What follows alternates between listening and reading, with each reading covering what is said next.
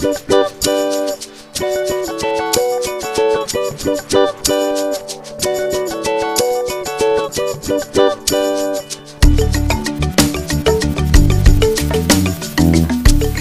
the economic hub of South Africa, the establishment of Gauteng has been traced back to the early 1800s, when settlers set up villages in the area. The city of Johannesburg was founded after gold was discovered in 1886. It grew to become the single largest gold producer in the world. Rural settlements rapidly developed into shanty towns made of corrugated iron. This became the backbone infrastructure upon which the modern-day city region continues to be built.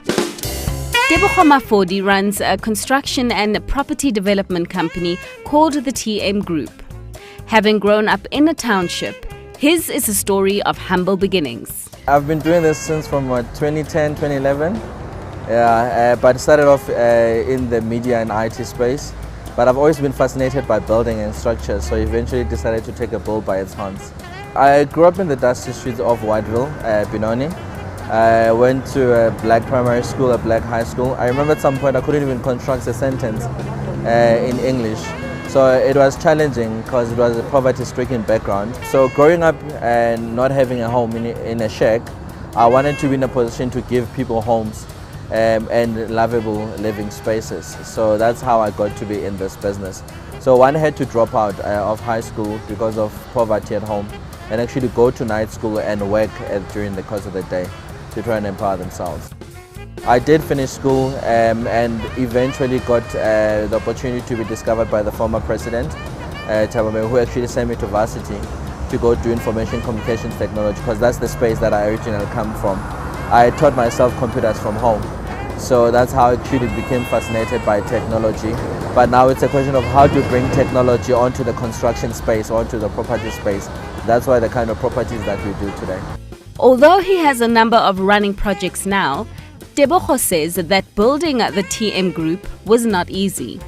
I started I was working myself, cutting people's grasses, get a piece job there. I remember there's an old man in our street that used to do people's houses, do roofs and whatsoever. So during school holidays and weekends, I would work with him, climb on top of the roof, be banging on things and whatsoever. I think that's how I actually started being a laborer myself, but eventually started, loving this, to realize one could actually start a business out of this.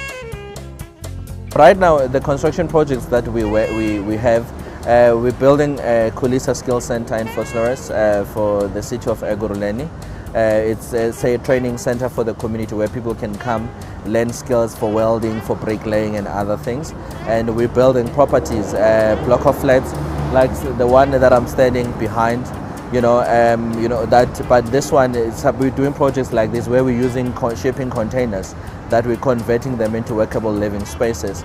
On some of the projects, we're actually taking shipping containers, mixing with brick or alternative building technology to actually build homes out of that. So there's a couple of projects that we're working on that are keeping us busy. That's why half of the time we're on the road. Constructing properties from shipping containers is a relatively new concept in South Africa.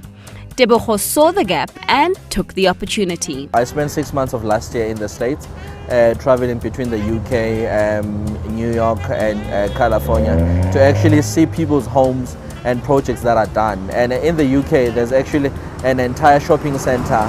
It's a lifestyle shopping center that is done out of shipping containers. So it's something that you see, it's new, but right now it's a trend that is now coming to South Africa. So at the end of the day, we've catch on to the trend. We want to be an innovative business. So I'd like to think we are a business that disturbs the industry. That's why we want to be those first companies to actually get into the space and do that. Right now we're actually doing a development similar to this in the township, because people are actually having backyards, rooms in their backyards that they rent out. So they don't even have a base in there, they don't even have anything. So but now we're trying to become innovative, using shipping containers and bringing up class market into the township so that people are able to live and afford those spaces. The Gauteng government has committed to procuring 30% goods and services from township businesses. The broader ambition is to change the negative perceptions about businesses operating from these previously disadvantaged communities. The construction and property development industry is a tough one to break into as it is, so Teboho has had to run that extra mile to prove his worth. Market access is definitely one of the biggest challenges in this industry, and one of the things is that it's a big boys club. Where certain companies are preferring to work with companies they've worked with for years, and for them to give an opportunity to a new player like us, it's something that's a challenge. They would rather give you small work than give you kind of big work. So you need to work twice as much to prove yourself and to showcase that you've got the opportunity, to be as good as the other companies are. The stigma is out there in the business vicinity and total that if you're a township business, you're giving shabby companies, you're giving shabby work, shabby quality.